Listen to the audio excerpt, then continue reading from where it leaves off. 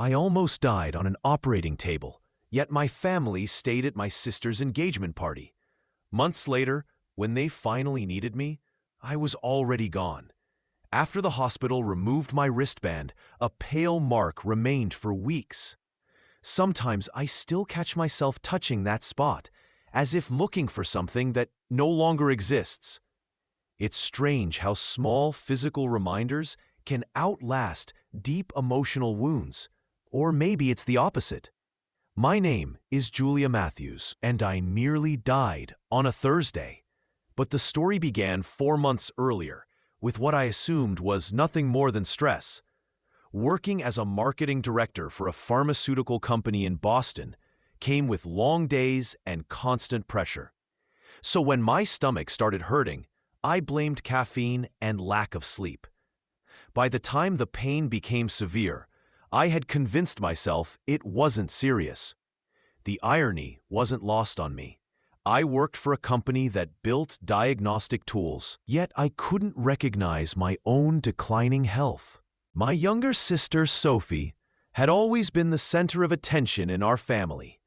She graduated from Harvard, worked at a well-known financial firm in Manhattan, and had just gotten engaged to James, whose family owned a significant amount of property in Connecticut.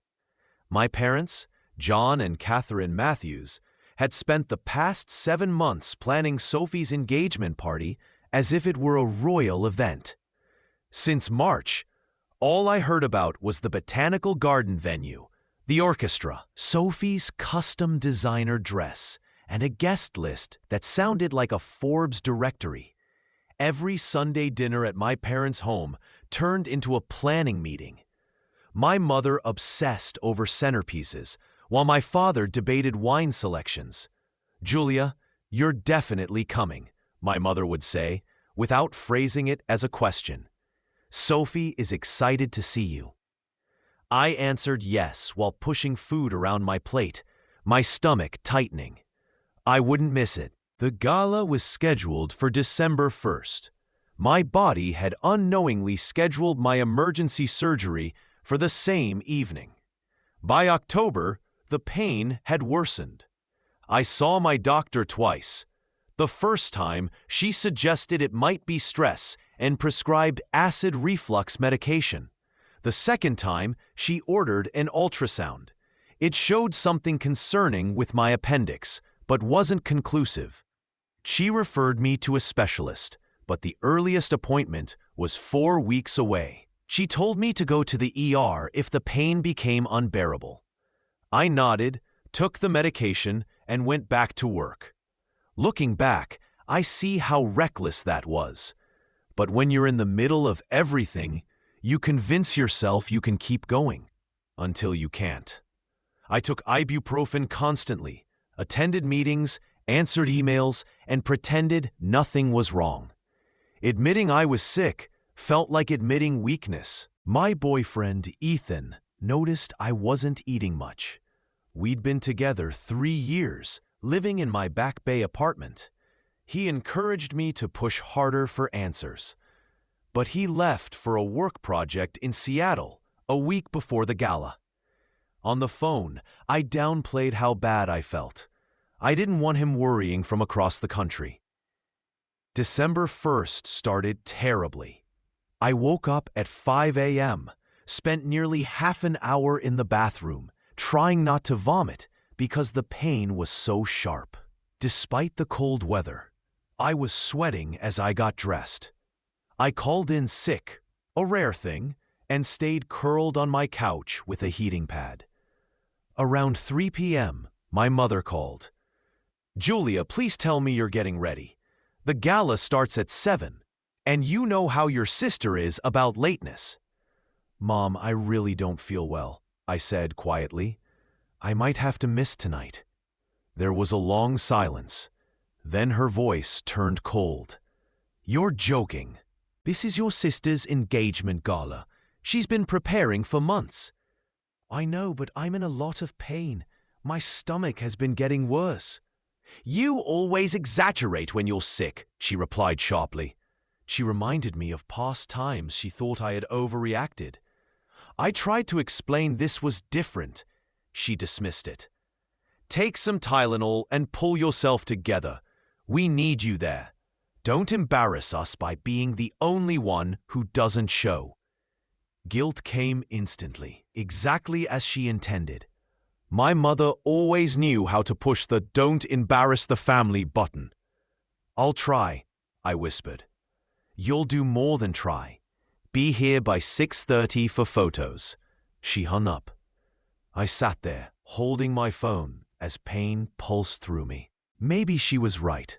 Maybe I was overreacting. Sophie was my only sibling, and despite everything, she was still my sister. By 6 p.m., I convinced myself I could manage.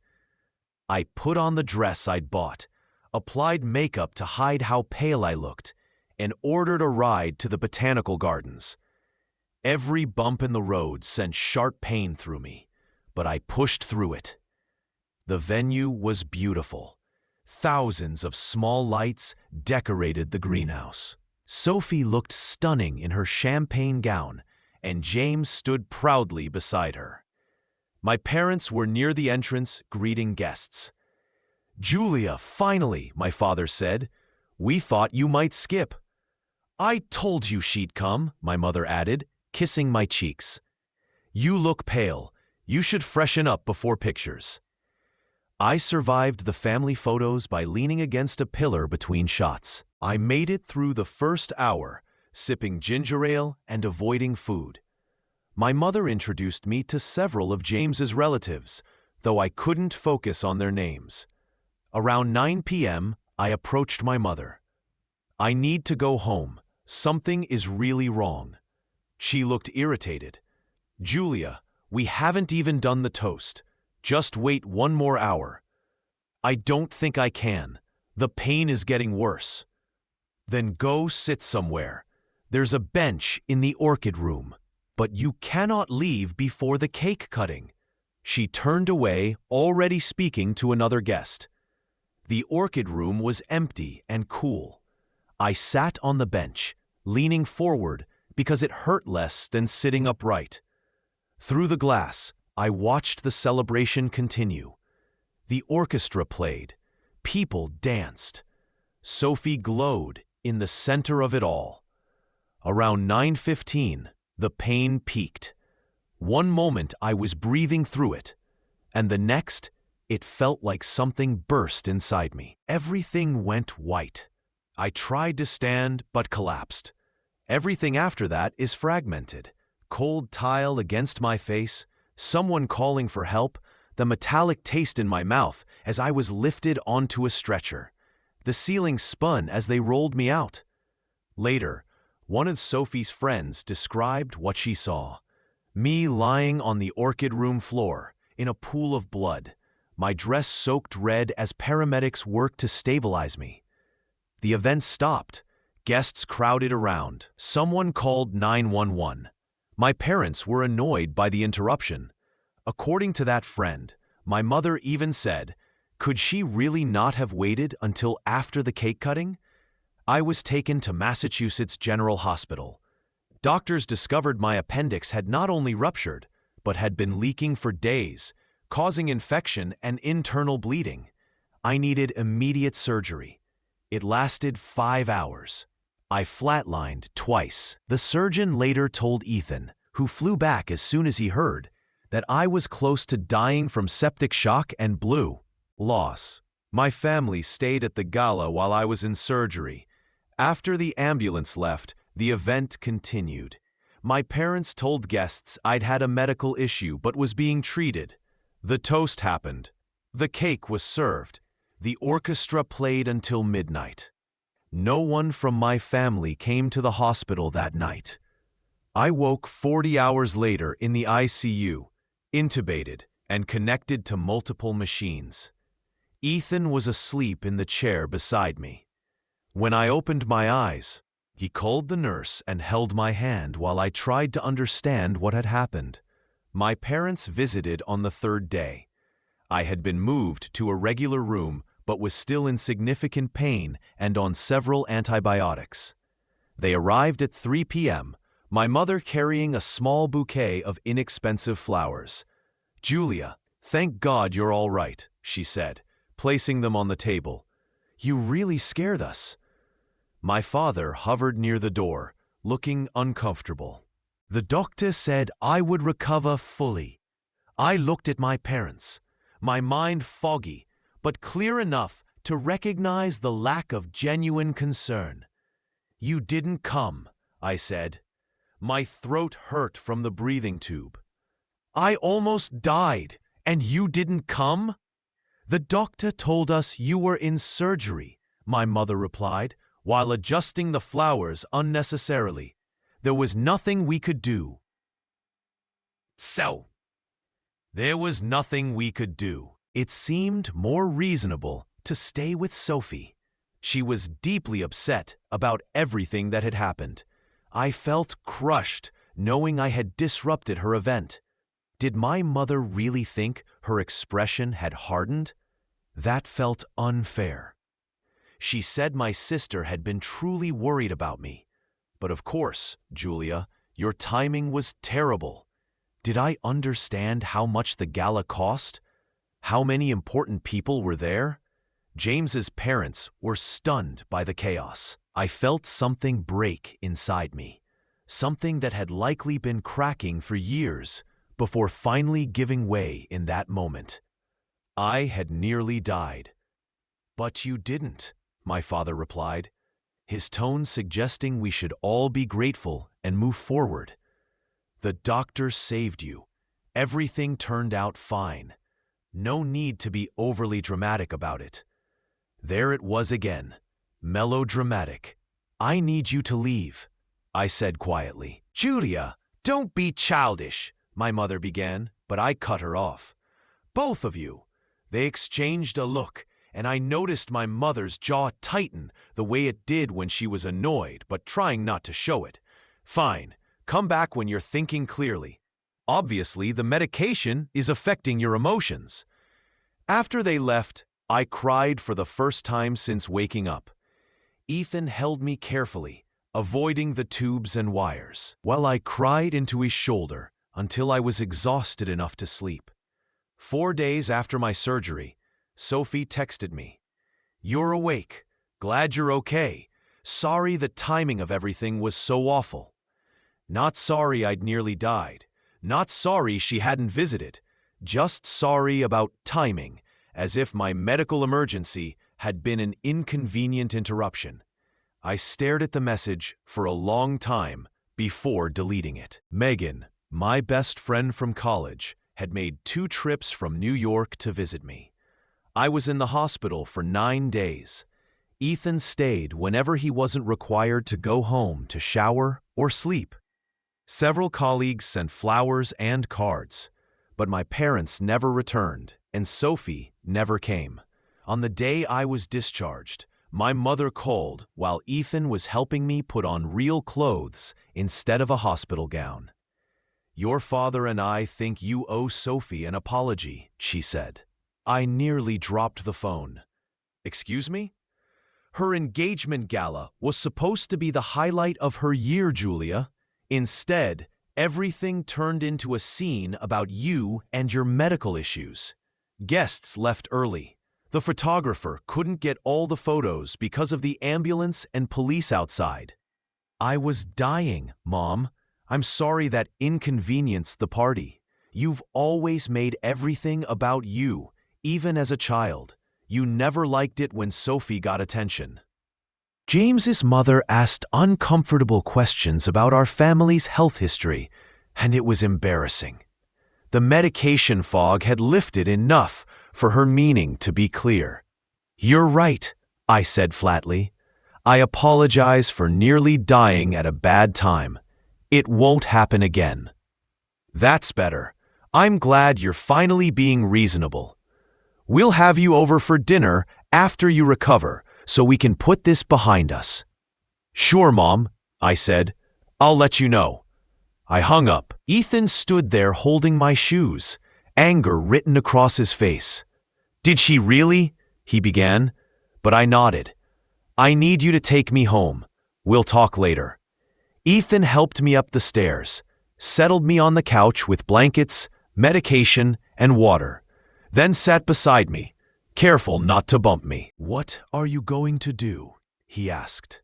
I'd been thinking about that since their hospital visit, but the phone call solidified it. "I'm going to let them go." "What do you mean?" "I'm done. With my parents, with Sophie, with everything. They've shown me exactly where I stand in their lives, and I'm tired of pretending it doesn't matter."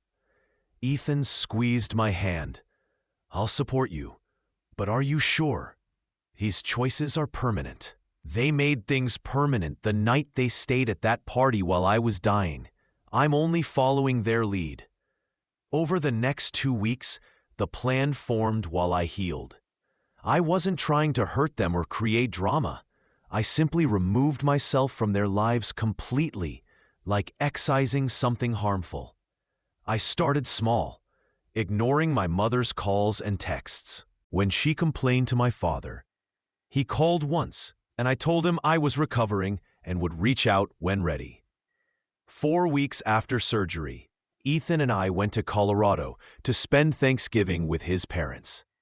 People more concerned about my health with one call than my own family had been through the entire ordeal. I ignored my mother's increasingly frustrated messages, demanding to know where I was and why I'd missed dinner. Christmas was the real test.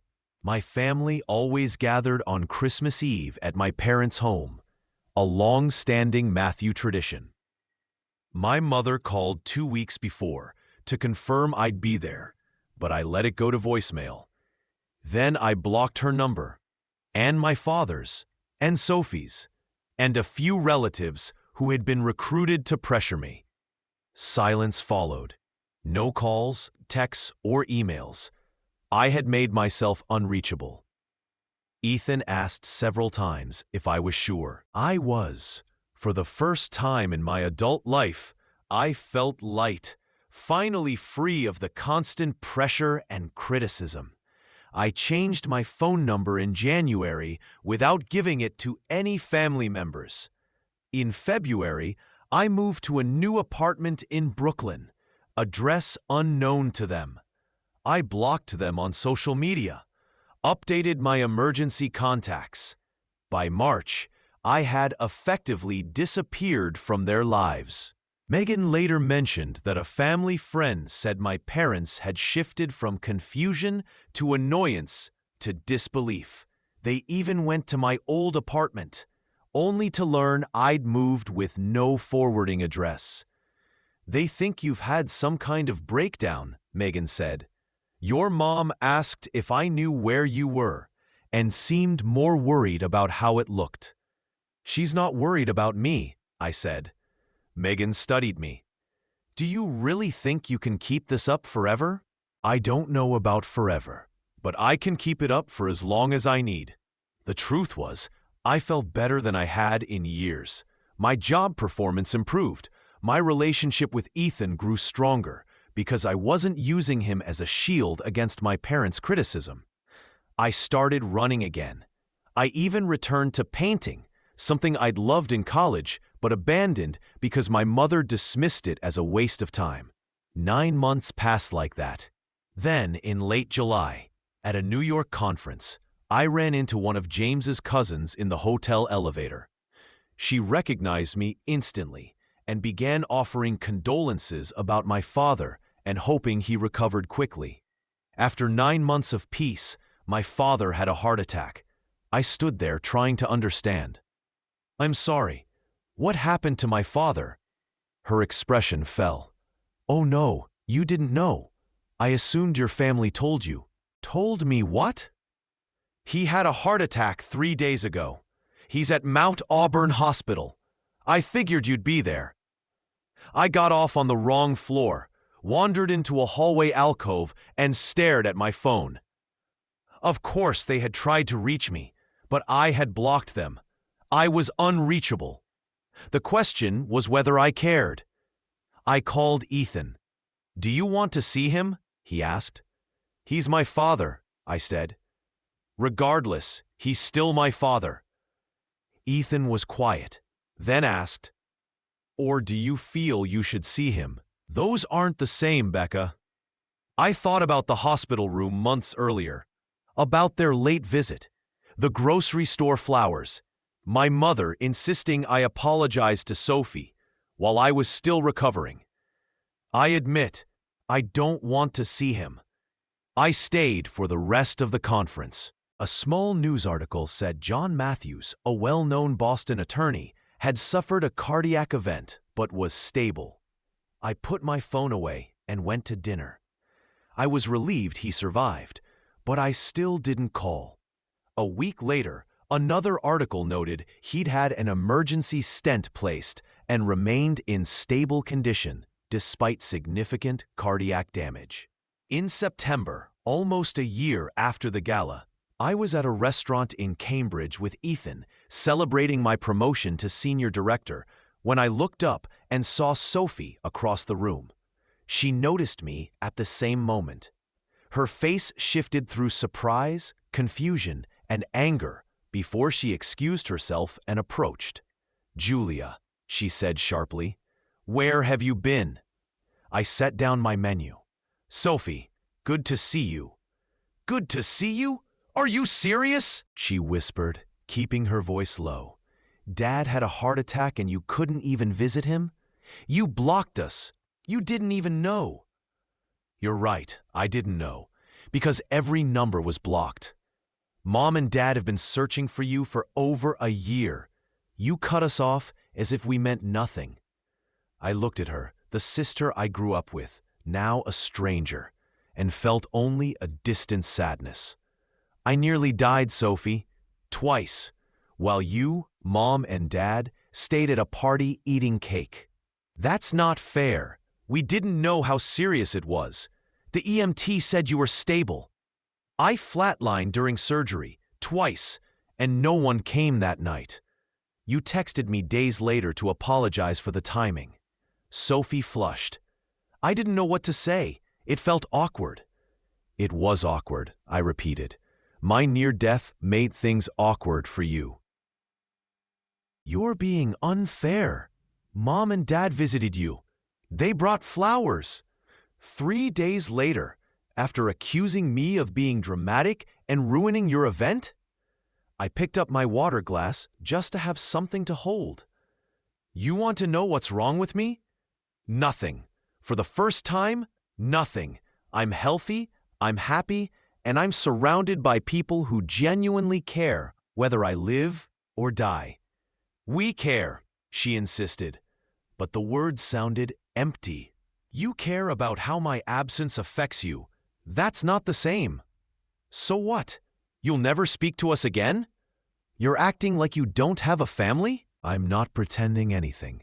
I'm just choosing not to maintain relationships with people who've made it clear that I only matter when I play the role they expect." Sophie stood there a moment, opening and closing her mouth, as if searching for a response. Ethan reached across the table and squeezed my hand. "You okay?" he asked. "Yeah," I said, and realized I meant it. I really am. The final moment came 3 months later, in November. Almost exactly 1 year after the gala, someone buzzed from the lobby of my apartment building. The doorman called to say that Catherine Matthews was here and wanted to speak with me. I almost told him to send her away, but something in his voice, a hint of real concern, made me stop. "Is she all right? She seems very upset, Miss Matthews. She's been crying." I told him to send her up, and I waited by my apartment door with my arms crossed, guarded. My mother looked smaller than I remembered, older, shaken. Her lipstick was smeared from tears, and she held her purse like it was keeping her steady. "Julia." Her voice cracked on my name. "Please, can we talk?" I let her in, but I didn't offer her a seat. We stood in the doorway, only a couple of feet apart, but feeling far more distant. "Mom, what's wrong?" "It's your father. He had another episode yesterday. They don't think he has much time. His heart is failing. The shock was sharp and disorienting. I had assumed he was recovering. The article had said he was stable, but he hadn't been taking his medication properly, and he had gone back to overworking. I stared at my mother, searching myself for any real reaction to what she'd said. She started crying again. "Julia, please, he's asking for you. He wants to see you before—" I cut her off. "That night when I was dying, why didn't you come to the hospital?" My mother wiped her eyes, smudging her mascara even more. I felt sadness, grief, and anger. Anger that he had let his health fall apart, and deeper anger because the well of care I had drawn from all my life was empty. "Julia, your father is dying, and I nearly died while you ate cake and posed for photos. So I'll ask again, why didn't you come to the hospital?" She looked confused, like she genuinely didn't understand why I was bringing up something she considered old and unimportant. "The doctor said you were in surgery. There was nothing we could do. You could have been there when I woke up. You could have canceled the rest of the event. You could have acted like it mattered that your daughter might not make it. We did care," she insisted. "But Sophie also needed us, and the gala was more important than me. You've made that clear."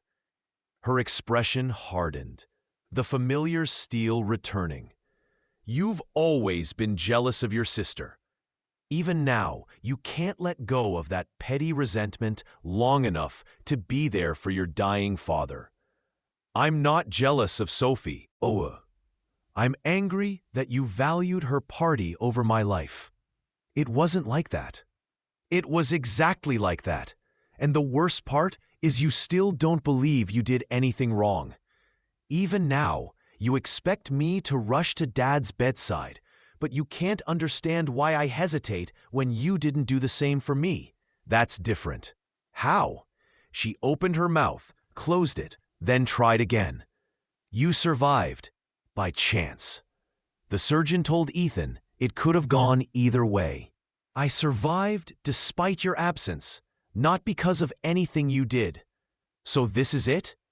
Her voice turned bitter. "You're going to let your father die without saying goodbye because of a grudge over a party?" "It wasn't about the party, Mom. It was about the fact that when I needed you most, you chose something else, someone else. And then you told me I was being dramatic and that I owed Sophie an apology because the evening was ruined." My mother straightened, her tears drying as her usual firmness returned. "You've decided we're the villains in your story, and nothing I say will change it. But your father loves you, Julia, and he's dying. Can you live with yourself if you don't say goodbye?" I thought about it, and the clarity surprised me. Yes, I can, because I already said goodbye when I woke up in the ICU and realized none of you cared enough to be there. You'll regret this. Maybe, but that regret will be mine, not yours.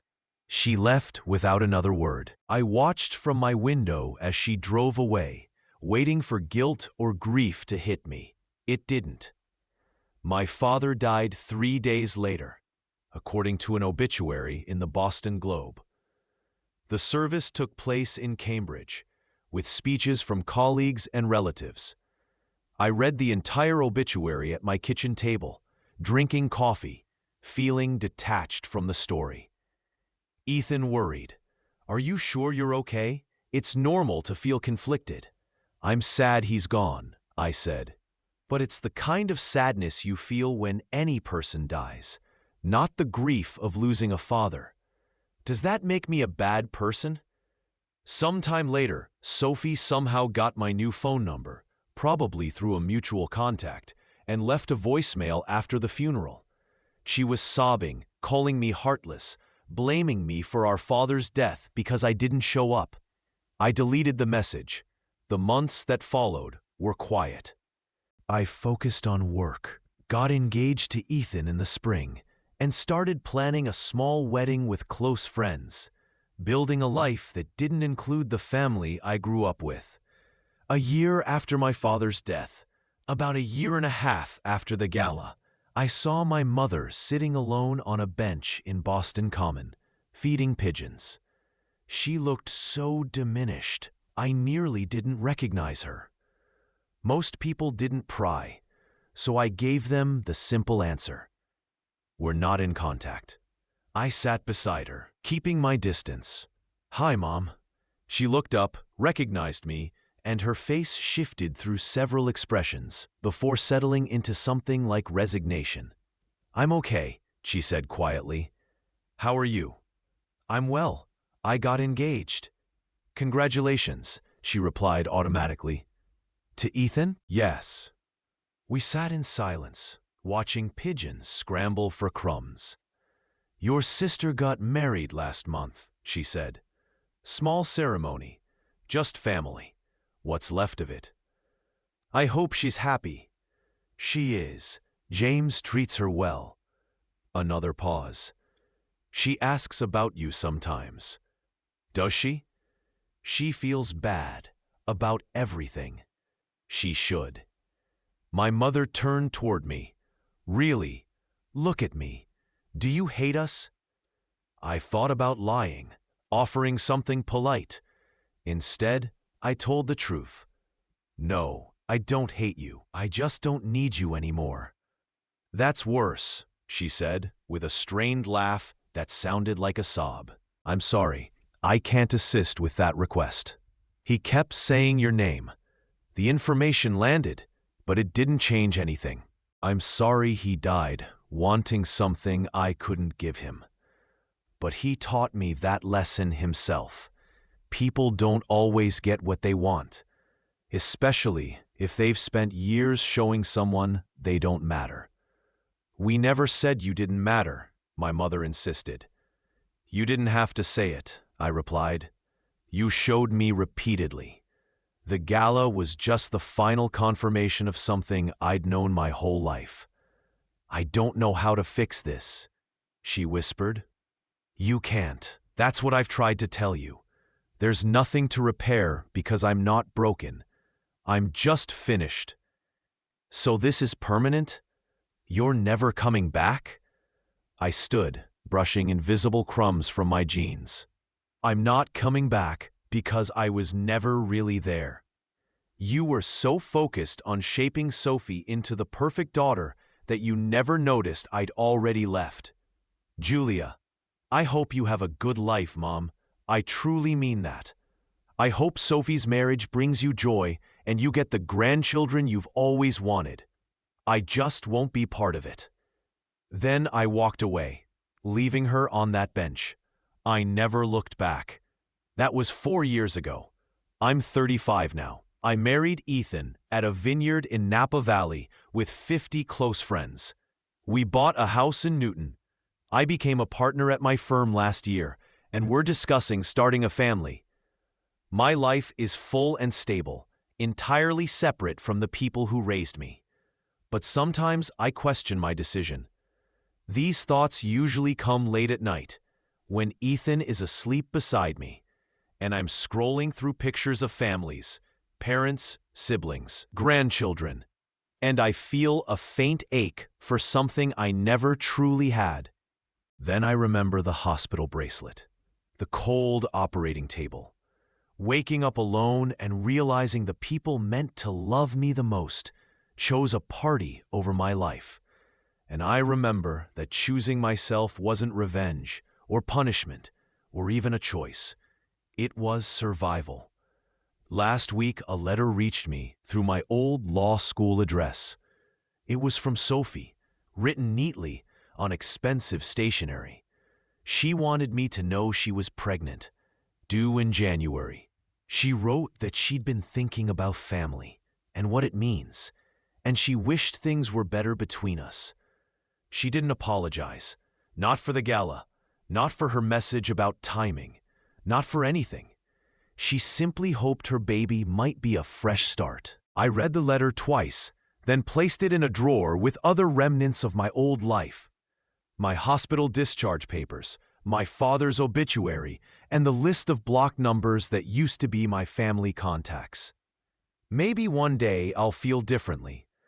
But since nearly dying on that operating table, I've learned something. You can't force people to value you. You can't make them prioritize you. Maybe one day the anger will fade, and I'll meet my niece or nephew. But most likely, I won't. You can't convince people you matter when they've already decided you don't. All you can do is accept who they are, what they can give, and decide if that's enough. For me, it wasn't. So I chose silence, removing myself from an equation where I was always the variable that never counted. The other night, Ethan asked me if I regretted cutting them off. We were cooking dinner together, moving easily around the kitchen, and he asked it casually like it had been on his mind. Do you ever wish you'd given them another chance? After your father died, when your mother reached out? Or now, with Sophie's baby? I thought about it while chopping vegetables. No, because another chance implies they earned the first one and then wasted it. But they had hundreds of chances. Every day of my childhood was another opportunity they ignored. Every moment they favored Sophie, dismissed me, or made me feel like asking for basic care was too much. The gala wasn't the beginning, I said. It was the conclusion. You don't think they can change? He asked. I think people can change. But my family didn't want to.